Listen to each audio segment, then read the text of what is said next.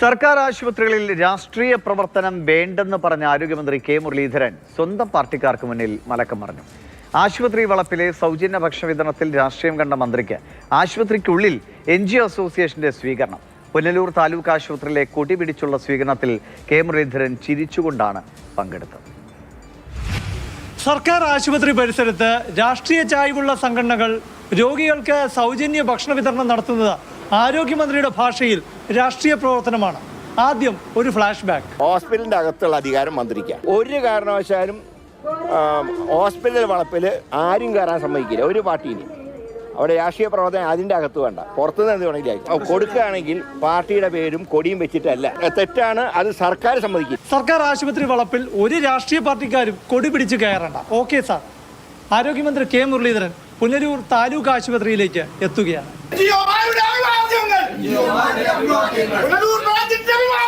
സർക്കാർ ആശുപത്രി വളപ്പിൽ ഒരു പാർട്ടിക്കാരും രാഷ്ട്രീയം പ്രദർശിപ്പിക്കേണ്ടെന്നാണല്ലോ ആരോഗ്യമന്ത്രിയുടെ തിട്ടൂരം.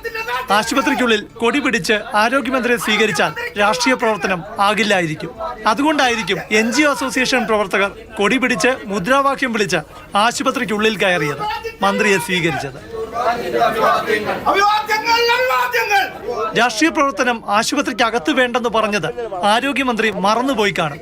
സ്വീകരിക്കാനുണ്ടായിരുന്ന NGO അസോസിയേഷൻ പ്രവർത്തകർക്കൊപ്പം ചിരിച്ചുകൊണ്ട് നടന്നു നീങ്ങുന്ന ആരോഗ്യമന്ത്രിയുടെ മുഖം കണ്ടാൽ പിന്നെന്ത് തോന്നാനാണ്?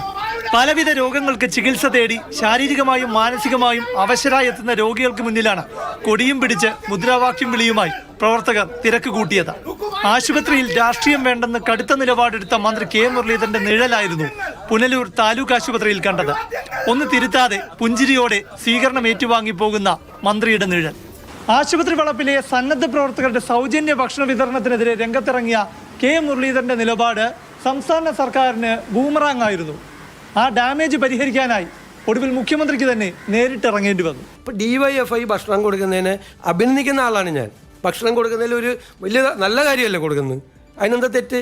സംസ്ഥാന സർക്കാരുമായി ബന്ധപ്പെട്ട വിഷയങ്ങളിലെല്ലാം വ്യത്യസ്ത നിലപാടിലൂടെ ന്യായീകരണം കണ്ടെത്തുന്ന മന്ത്രി കെ മുരളീധരൻ ആശുപത്രിയിലെ ഭക്ഷണ വിതരണ വിഷയത്തിൽ ആശുപത്രിയിൽ വെച്ച് മലക്കം മറിഞ്ഞിരിക്കുകയാണ്. ഇനി ഇതിൽ ന്യായീകരണം കണ്ടെത്താനും മുഖ്യമന്ത്രി എത്തുമായിരിക്കും. പ്രശാന്ത് കൃഷ്ണ, മാതൃഭൂമി ന്യൂസ്, തിരുവനന്തപുരം.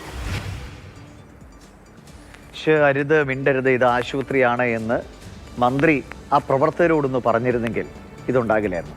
അപ്പോൾ ആ പ്രവർത്തകർക്കോ ഔചിത്യബോധമില്ല, മന്ത്രിക്കും അതുണ്ടായില്ല.